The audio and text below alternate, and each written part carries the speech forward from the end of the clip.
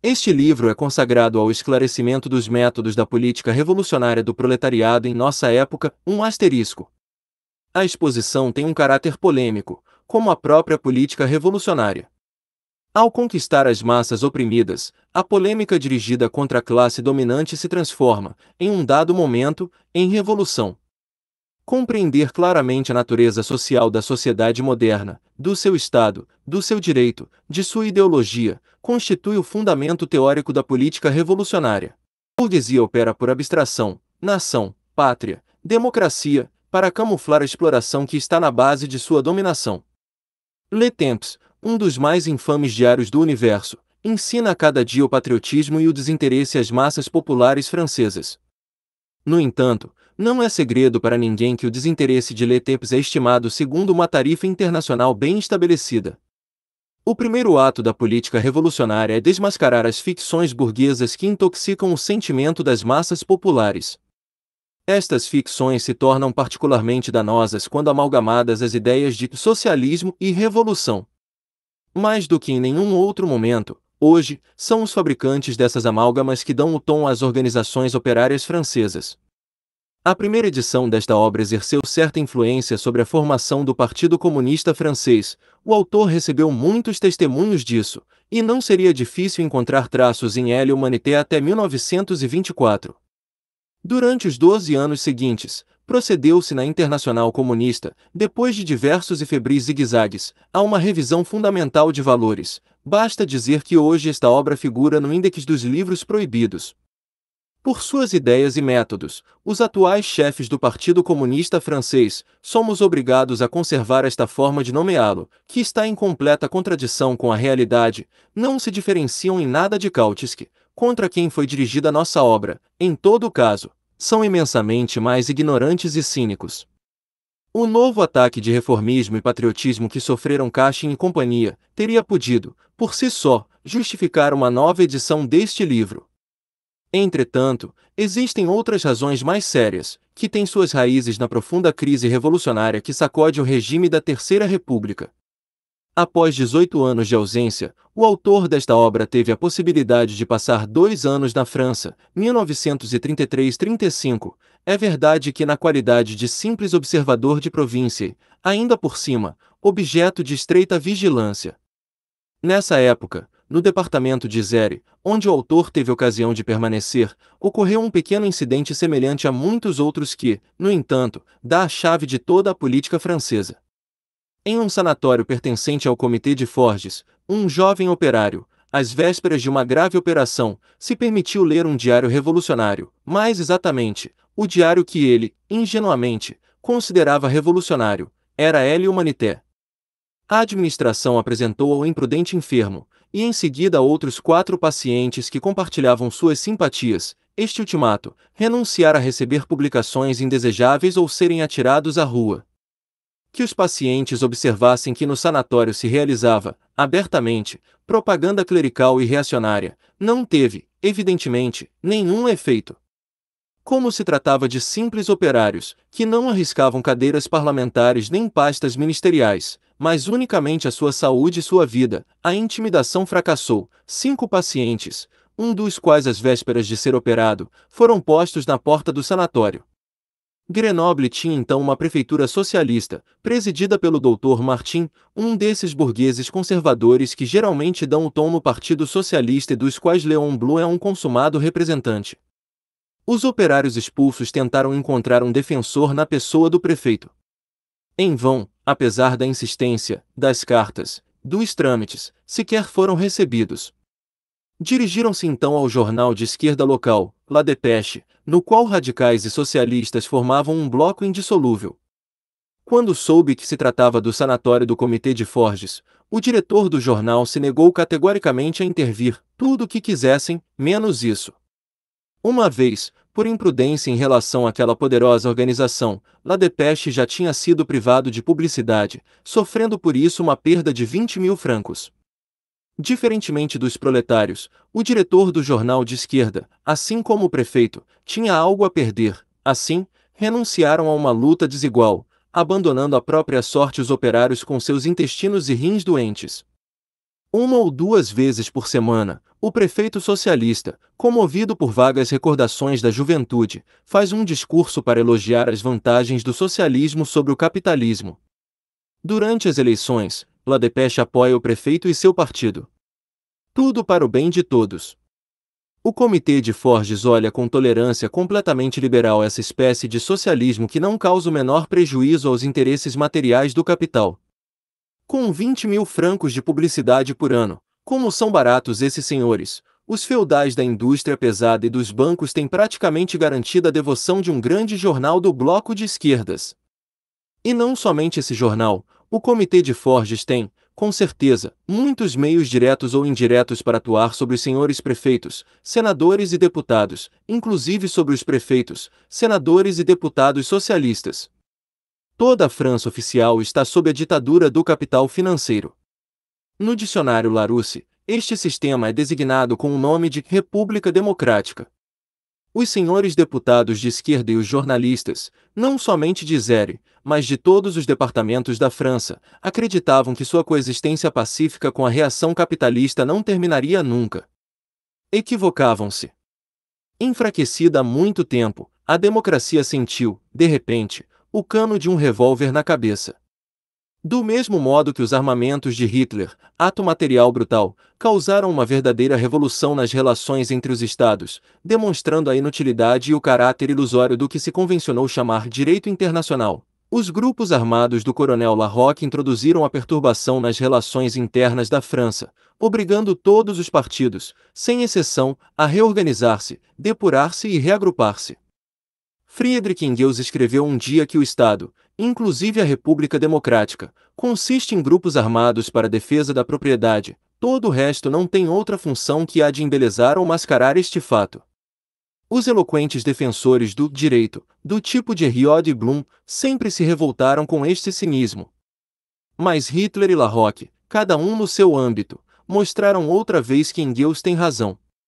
Em princípios de 1934, Daladier era presidente do Conselho pela vontade do sufrágio universal, direto e secreto, tinha a soberania nacional no bolso, debaixo do lenço.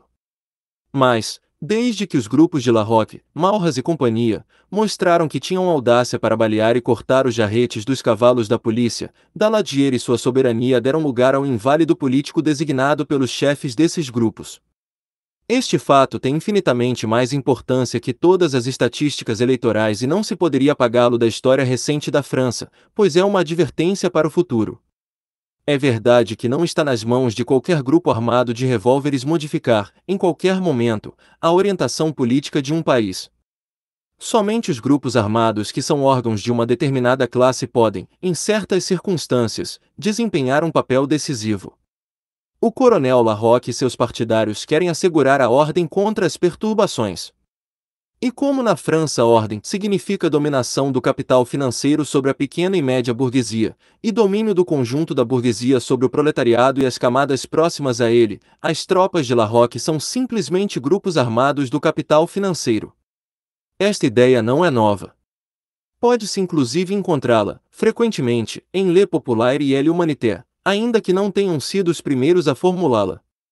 Entretanto, estas publicações não dizem senão a metade da verdade.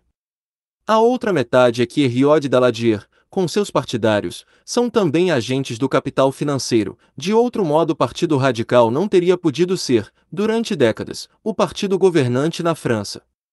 Se não se quer brincar às escondidas, é necessário dizer que Larroque e Daladier trabalham para o mesmo patrão. Isso não significa, evidentemente, que existe completa identidade entre eles e entre seus métodos. Pelo contrário, eles se combatem numa guerra encarniçada, como dois agentes especializados, cada um dos quais possuindo o segredo da salvação. Daladier promete manter a ordem por meio da democracia tricolor. Larroque estima que o parlamentarismo acabou e deve ser varrido em favor de uma ditadura militar e policial declarada. Os métodos políticos são antagônicos, mas os interesses sociais são os mesmos. A decadência do sistema capitalista, sua crise incurável, sua decomposição, formam a base histórica do antagonismo que existe entre Larroque e Daladier. Tomamos estes nomes exclusivamente para facilitar a exposição. Apesar dos incessantes progressos da técnica e dos notáveis resultados de certos ramos industriais, o capitalismo, em seu conjunto, freia o desenvolvimento das forças produtivas, o que determina uma extrema instabilidade nas relações sociais e internacionais. A democracia parlamentar está intimamente ligada à época da livre concorrência e do livre comércio internacional. A burguesia pôde tolerar o direito de greve, de reunião, de liberdade de imprensa. Durante o tempo em que as forças produtivas estiveram em plena ascensão, os caminhos se ampliaram, o bem-estar das massas populares, ainda que restringido, aumentava e as nações capitalistas podiam viver e deixar viver. Hoje, não mais. A época imperialista se caracteriza, exceto na União Soviética, por uma estagnação e uma diminuição da renda nacional, por uma crise agrária crônica e um desemprego orgânico. Estes fenômenos internos são tão inerentes à fase atual do capitalismo como a gota e a esclerose o são a uma determinada idade do indivíduo. Querer explicar o caos econômico pelas consequências da última guerra é dar provas de um espírito desesperadamente superficial, semelhante ao do Sr. Cailaux, do Conde Sforza e outros. A guerra não foi outra coisa que a tentativa dos países capitalistas de fazer recair o craque, que naquele momento os ameaçava, sobre os ombros do adversário. A tentativa fracassou. A guerra não fez senão agravar os sinais de decomposição, cuja acentuação atual prepara uma nova guerra. Por piores que sejam as estatísticas econômicas da França, que silenciam intencionalmente sobre os antagonismos de classes, elas não podem dissimular os indícios claros de decomposição social. Paralelamente à diminuição da renda nacional, à queda verdadeiramente catastrófica da renda do campo, à ruína dos pequeno-burgueses das cidades, ao crescimento do desemprego, as empresas gigantes, com um valor anual de negócios de 100 a 200 milhões, e até mais, obtêm lucros brilhantes. O capital financeiro chupa o sangue do povo francês, literalmente. Tal é a base social da ideologia e da política de união nacional. São possíveis, e até mesmo inevitáveis, distensões e flutuações no processo de decomposição, mas terão um caráter estritamente condicionado pela conjuntura. No que se refere à tendência geral de nossa época, ela coloca a França, assim como outros países, ante a seguinte alternativa: ou o proletariado deve derrubar a ordem burguesa profundamente apodrecida, ou o capital, em vista da sua própria sobrevivência, deve substituir a democracia pelo fascismo. Por quanto tempo? A sorte de Mussolini e Hitler responderá a esta pergunta. Os fascistas dispararam, em 6 de fevereiro de 1934, por ordem direta da Bolsa, dos bancos e dos trustes. Destas mesmas posições de comando, Daladier recebeu a ordem de entregar o poder a Doumergue. E seu ministro radical, presidente do Conselho, capitulou, com a pusilanimidade que caracteriza os radicais, é porque reconheceu nos grupos de Larroque as tropas do seu próprio patrão. Dito de outro modo, Daladier, ministro soberano, cedeu o poder a Doumergue pela mesma razão que o diretor de La Dépêche e o prefeito de Grenoble se negaram a denunciar a odiosa crueldade dos agentes do Comitê de Forges. No entanto, a passagem da democracia ao fascismo implica risco de convulsões sociais. Daí as vacilações e desacordos táticos que se observam nas altas esferas da burguesia. Todos os magnatas do capital estão de acordo em continuar reforçando os grupos armados, que poderão constituir uma saudável reserva na hora do perigo. Mas que lugar conceder a esses grupos de agora em diante? Deve-se permitir que passem ao ataque imediatamente ou mantê-los à espera, como um meio de intimidação? São questões ainda não decididas. O capital financeiro já não crê que os radicais possam arrastar, atrás de si, as massas da pequena burguesia e manter o proletariado, através da pressão destas mesmas massas, dentro dos limites da disciplina democrática. Contudo, não tem grande confiança em que as organizações fascistas, às quais falta ainda uma verdadeira base de massa, sejam capazes de apoderar-se do poder e estabelecer um regime forte. O que fez os dirigentes que operam nos bastidores compreenderem a necessidade de ser prudentes não foi a retórica parlamentar, mas a revolta dos operários, a tentativa de greve geral, é verdade que sufocada desde o começo pela burocracia de Duroc, e, posteriormente, os motins locais, Toulon, Brest. Com os fascistas colocados um pouco em seu lugar, os radicais respiraram mais livremente. Le Temps, que em uma série de artigos já havia encontrado a oportunidade de oferecer sua mão e seu coração à geração jovem, redescobriu as vantagens do regime liberal, que lhe parece adequado ao espírito francês. Assim se estabeleceu um regime estável, transitório, bastardo, adequado não ao espírito francês, mas ao declínio da Terceira República. Neste regime, são os traços bonapartistas que aparecem com maior nitidez: independência do governo em relação aos partidos e programas, liquidação do poder legislativo por meio dos plenos poderes, o governo situando-se acima das frações em luta, isto é, de fato, acima da nação, para desempenhar o papel de árbitro. Os ministérios Doumergue, Flandin, Laval, com a infalível participação dos radicais, humilhados e comprometidos, representaram pequenas variações sobre um mesmo e único tema. Desde que foi formado o Ministério Sarraut, Léon Blum, cuja perspicácia tem duas dimensões, em vez de três, anunciou: os últimos efeitos do 6 de fevereiro estão destruídos no plano parlamentar, Le Populaire de 2 de fevereiro de 1936. Eis o que se chama pintar a sombra do coche com a sombra de um pincel. Como se fosse possível suprimir no plano parlamentar a pressão dos grupos armados do capital financeiro. Como se Sarraut pudesse não sentir essa pressão e não tremer diante dela. Na realidade, o governo Sarraut-Flandin é uma variedade desse mesmo bonapartismo semi-parlamentar, ainda que ligeiramente inclinado à esquerda. O próprio Sarraut, refutando a acusação de haver tomado medidas arbitrárias, respondeu ao parlamento, como se não pudesse fazer melhor: se minhas medidas são arbitrárias, é porque quero ser um árbitro. Este aforismo não ficaria fora de lugar na boca de Napoleão III. Sarraut se sente não o mandatário de um determinado partido ou de um bloco de partidos no poder, como querem as regras do parlamentarismo, mas um árbitro acima das classes e dos partidos, como querem as leis do bonapartismo. O agravamento da luta de classes, e, sobretudo, a entrada em cena dos grupos armados da reação não revolucionaram menos as organizações operárias. O Partido Socialista, que desempenhava pacificamente o papel de quinta roda no carro da Terceira República, se viu obrigado a repudiar metade de suas tradições cartelistas e até mesmo a romper com sua ala direita, neossocialistas. Ao mesmo tempo, os comunistas evoluíam em sentido contrário, mas em uma escala infinitamente mais vasta. Durante anos, estes senhores tinham sonhado com barricadas, conquista das ruas, etc. É verdade que este sonho tinha, sobretudo, um caráter literário. Depois de 6 de fevereiro, compreendendo que a coisa era séria, os partidários das barricadas se lançaram à direita. O reflexo espontâneo destes tagarelas amedrontados coincidiu de um modo assombroso com a nova orientação da diplomacia soviética. Ante o perigo que representa a Alemanha hitlerista, a política do Kremlin se voltou para a França. Status quo nas relações internacionais? Status quo no regime interno da França. Esperanças de revolução socialista?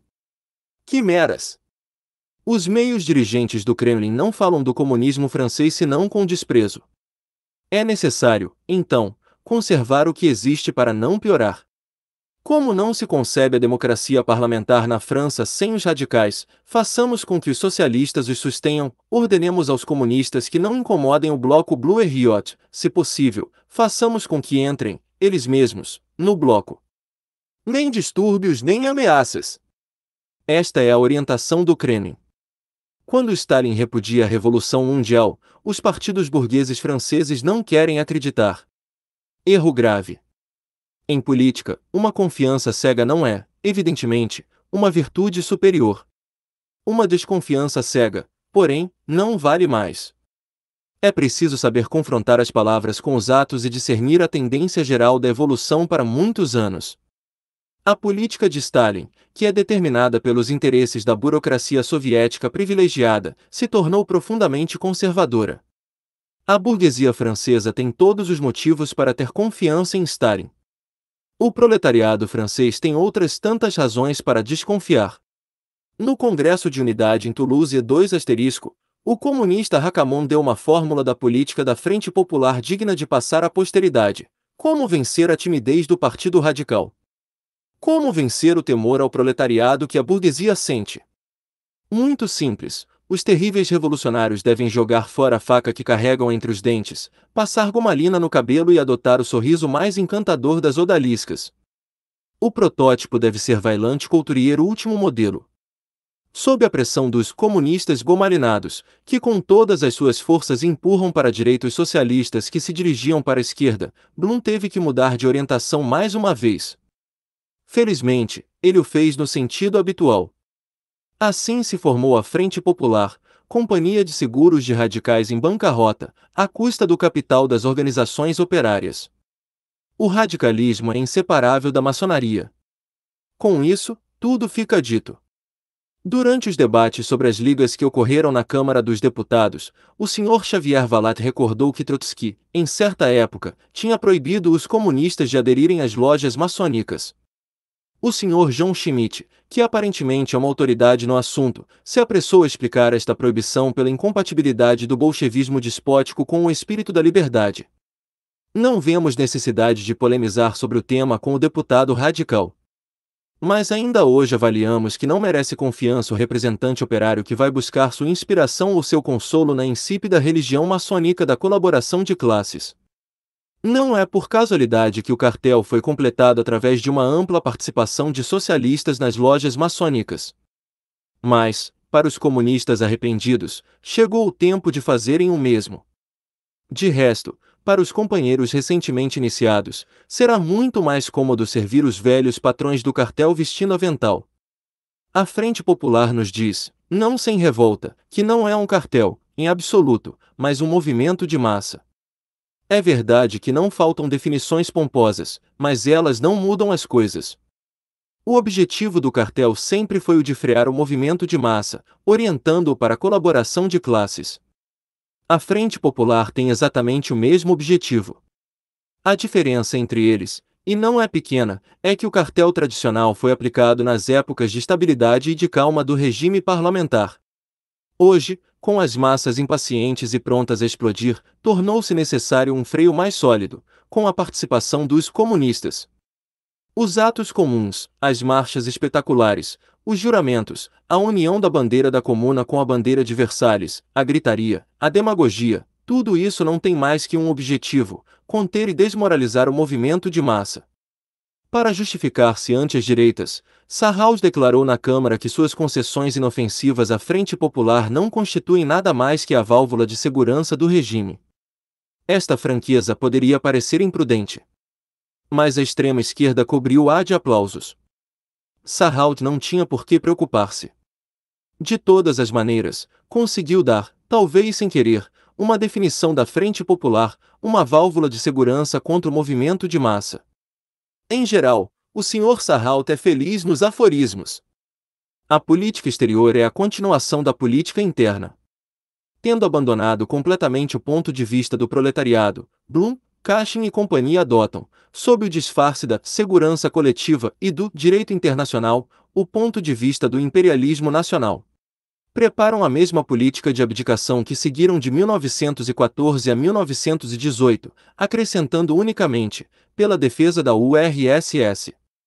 No entanto, de 1918 a 1923, quando a diplomacia soviética se viu frequentemente obrigada a fazer rodeios e a aceitar acordos, jamais ocorreu a uma única seção da Internacional Comunista fazer um bloco com a burguesia. Por si só, esta não é uma prova suficiente da sinceridade de Stalin quando repudia a Revolução Mundial? Pelos mesmos motivos que os atuais chefes da Internacional Comunista têm para pendurar-se nas tetas da democracia em seu período de agonia, eles descobrem o rosto radiante da Sociedade das Nações, agora que esta já se encontra em seus estertores de morte. Assim se criou uma plataforma comum de política exterior entre os radicais e a União Soviética. O programa interno da Frente Popular é uma mistura de lugares comuns que permitem uma interpretação tão livre quanto as convenções de Genebra. O sentido geral do programa é este: nada de mudanças. Ora, as massas querem mudanças, e nisso reside o fundo da crise política. Ao desarmar politicamente o proletariado, os Blum, Paul Faure, Cushing, Torres, têm interesse sobretudo em que aquele não se arme fisicamente.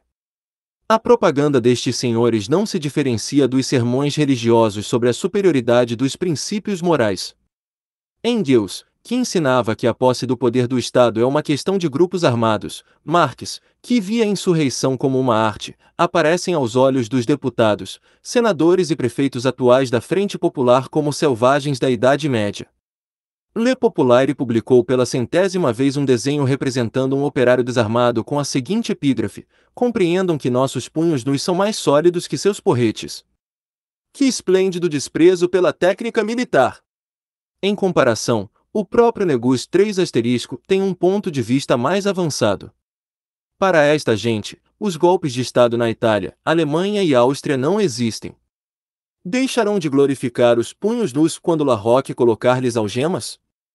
Em certos momentos, chega-se quase a lamentar que não se possa fazer com que os senhores dirigentes sofram essa experiência isoladamente, sem que as massas tenham de sofrê-la também.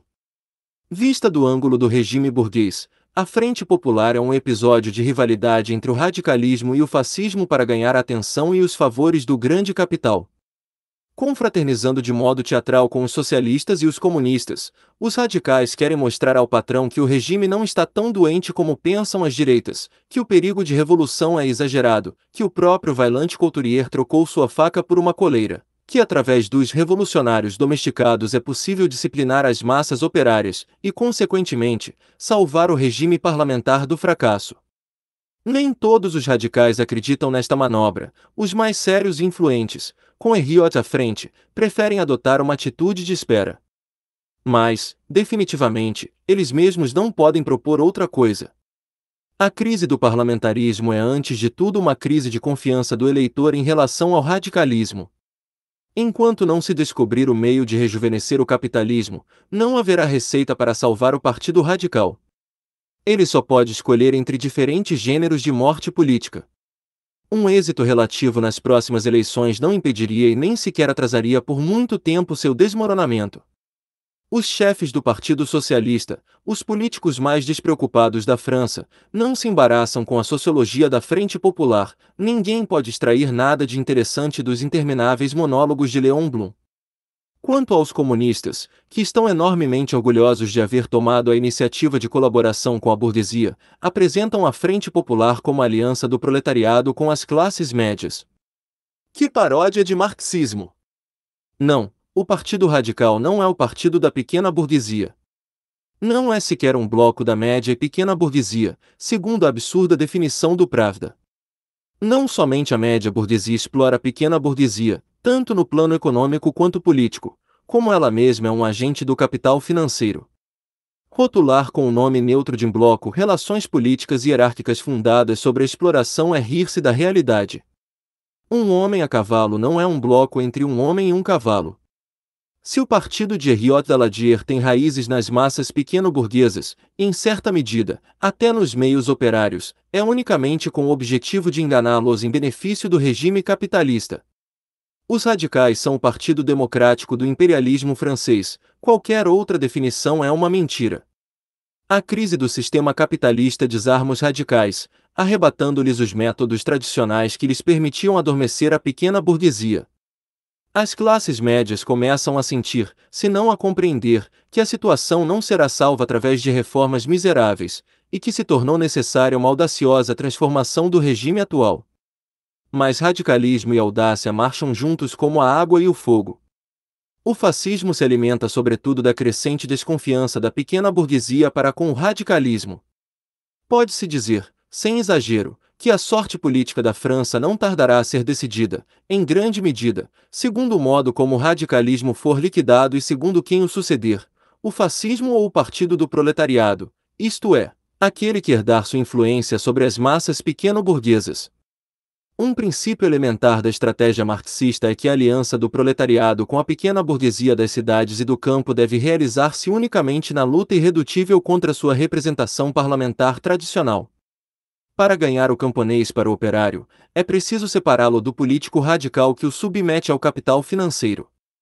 Do contrário, a Frente Popular, complô da burocracia operária com os piores exploradores políticos das classes médias, é simplesmente capaz de matar a fé das massas nos métodos revolucionários e lançá-las nos braços da contra-revolução fascista. Ainda que seja difícil acreditar, alguns cínicos tratam de justificar a política da Frente Popular fazendo referência a Lenin que, segundo parece, mostrou que não se pode prescindir de compromissos e, especialmente, de acordos com outros partidos.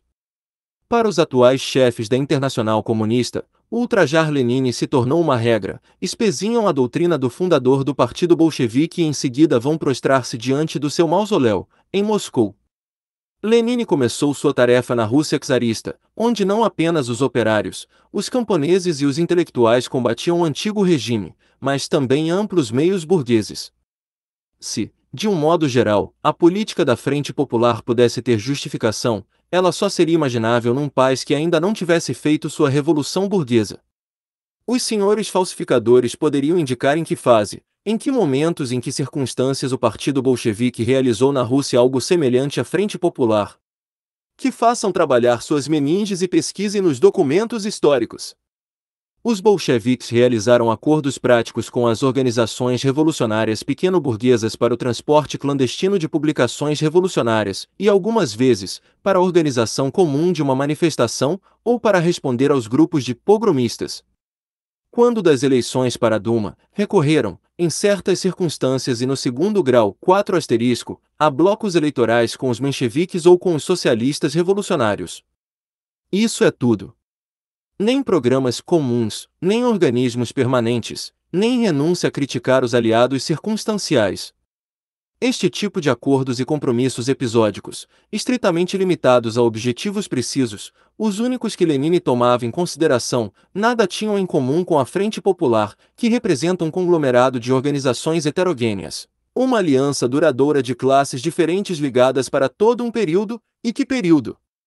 Por uma política e um programa comum, por uma política de ostentação, de declamação e de poeira nos olhos.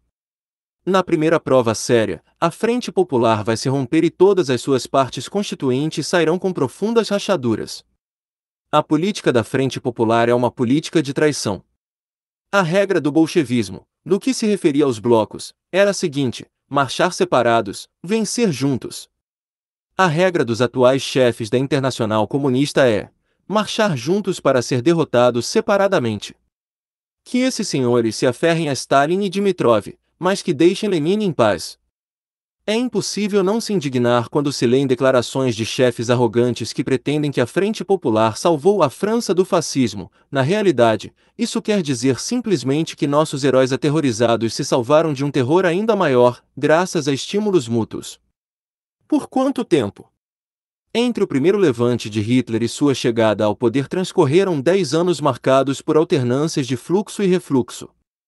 Nessa época, os Blue e os Kachen alemães proclamaram muitas vezes sua vitória sobre o nacional-socialismo. Não acreditávamos neles e não estávamos errados. Apesar de tudo, essa experiência não ensinou nada aos primos franceses de Wels e de Thelma. É verdade que, na Alemanha, os comunistas não participaram da Frente Popular que reunia a social-democracia, a burguesia de esquerda e o centro católico, aliança do proletariado com as classes médias. Nesse período, a Internacional Comunista repudiava inclusive os acordos de combate contra o fascismo entre as organizações operárias. Os resultados são conhecidos. Nossa mais calorosa simpatia por Thelma, enquanto prisioneiro dos verdugos, não nos pode impedir de dizer que sua política, isto é, a política de Stalin, fez mais pela vitória de Hitler que a própria política de Hitler. De casaca virada, a Internacional Comunista aplica hoje na França a política bastante conhecida da social-democracia alemã. É realmente difícil prever o resultado disso? As próximas eleições parlamentares, qualquer que seja o resultado, não trarão, por si mesmas, mudanças sérias na situação. Definitivamente, os eleitores estão obrigados a escolher entre um árbitro do tipo de Laval e um árbitro do tipo de Henriot Daladier. Mas como Henriot orou tranquilamente com Laval, e Daladier apoiou ambos, a diferença que os separa, se medida com a escala dos problemas históricos colocados, é insignificante. Fazer crer que Henriot e Daladier são capazes de declarar guerra às 200 famílias que governam a França é enganar o povo desavergonhadamente.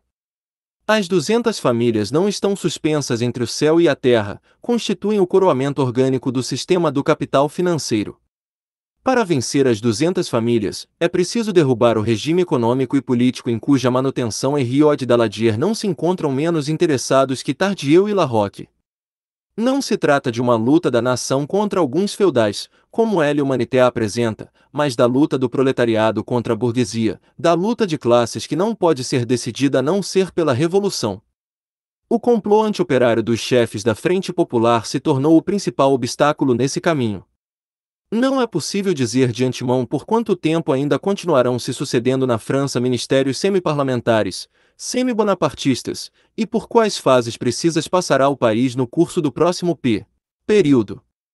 Isso dependerá da conjuntura econômica nacional e mundial, da atmosfera internacional, da situação na URSS, do grau de estabilidade do fascismo italiano e alemão, da marcha dos acontecimentos na Espanha e, enfim, e este não é o fator menos importante, da visão e da atividade dos elementos de vanguarda do proletariado francês.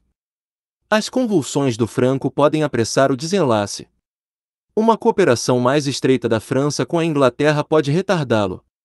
De qualquer modo, a agonia da democracia pode ter na França uma duração maior que a do período pré-fascista de Brüning-Papen-Schleicher na Alemanha, mas não deixará de ser uma agonia. A democracia será varrida. A questão é unicamente saber quem a varrerá. A luta contra as 200 famílias, contra o fascismo e a guerra, pela paz, o pão, a liberdade e outras belas coisas, é, ou bem um engodo, ou bem uma luta para derrubar o capitalismo. O problema da conquista revolucionária do poder se coloca ante os trabalhadores franceses não como um objetivo longínquo, mas como uma tarefa para o período que se inicia. Ora, os chefes socialistas e comunistas não só se negam a realizar a mobilização revolucionária do proletariado como se opõem a ela com todas as suas forças. Ao mesmo tempo em que confraternizam com a burguesia, coçam e expulsam os bolcheviques. 5 asterisco. Tal é a violência do seu ódio à revolução e do medo que ela lhes inspira. Nessa situação, o pior papel é o desempenhado pelos pseudos-revolucionários, do tipo de Martial Pivert, que prometem derrotar a burguesia, mas somente com a permissão de Léon Blum. Toda a marcha do movimento operário francês no curso dos últimos 12 anos colocou na ordem do dia a necessidade de se criar um novo partido revolucionário. Querer adivinhar se os acontecimentos darão tempo suficiente para a formação de um novo partido é entregar-se à mais estéril das ocupações. Os recursos da história, no que se refere a possibilidades diversas, formas de transição, etapas, acelerações e atrasos, são inesgotáveis. Sob o império das dificuldades econômicas, o fascismo pode tomar a ofensiva prematuramente e sofrer uma derrota. Disso resultará um alívio duradouro. Do contrário, pode adotar por prudência, durante um longo tempo, uma atitude de espera, e desse modo oferecer novas oportunidades às organizações revolucionárias. A Frente Popular pode romper-se por suas contradições antes que o fascismo seja capaz de travar uma batalha geral, do que resultaria um período de reagrupamentos e cisões nos partidos operários e uma rápida cristalização de uma vanguarda revolucionária. Os movimentos espontâneos das massas, segundo o exemplo de Toulon e de Brest, podem tomar uma grande amplitude e criar um ponto de apoio sólido para a alavanca revolucionária. Enfim, ainda que o fascismo seja vitorioso na França, o que teoricamente não é impossível, isso não significa que permanecerá no poder por 1000 anos, como Hitler anuncia, nem que esta vitória criará uma situação comparável à que beneficiou Mussolini. Se o crepúsculo do fascismo começasse na Itália ou na Alemanha, não tardaria a estender-se até a França. Na hipótese menos favorável, construir um partido revolucionário é apressar a hora da revanche. Os sábios que se colocam a salvo dessa tarefa urgente, pretendendo que as condições não estão maduras, não fazem senão mostrar que eles mesmos não estão maduros para essas condições. Os marxistas franceses, como os de todos os países, devem, em certo sentido, começar de novo, mas em um grau historicamente mais elevado que seus predecessores. A queda da Internacional Comunista, mais vergonhosa que a da social-democracia em 1914, perturba consideravelmente, no início, a marcha para a frente.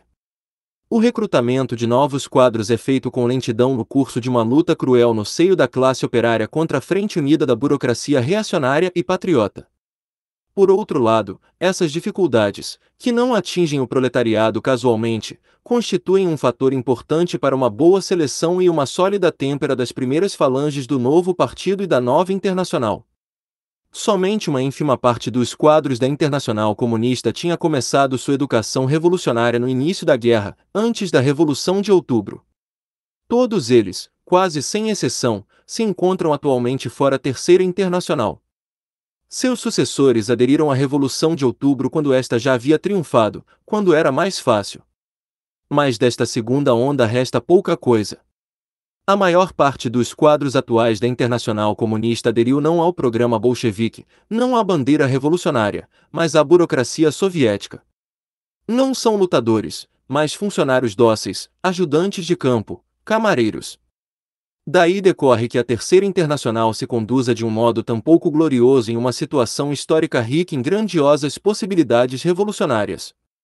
A Quarta Internacional se levanta sobre os ombros de suas três antecessoras. Recebe golpes de frente, de lado e de trás. Os arrivistas, os covardes e os filisteus nada têm a fazer em suas fileiras. Uma porção, inevitável no começo, de sectários e aventureiros abandonará o movimento à medida que este cresça. Deixemos que os pedantes e os céticos levantem os ombros a propósito das pequenas organizações que publicam pequenos jornais e que lançam desafios ao mundo inteiro.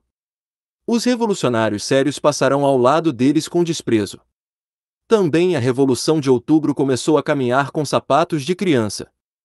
Os poderosos partidos russos socialista revolucionário e menchevique, que durante meses formaram uma frente popular com os cadetes 6 asterisco, morderam o pó sob os golpes de um punhado de fanáticos do bolchevismo. A social-democracia alemã, o Partido Comunista Alemão e a social-democracia austríaca encontraram uma morte sem glória sob os golpes do fascismo.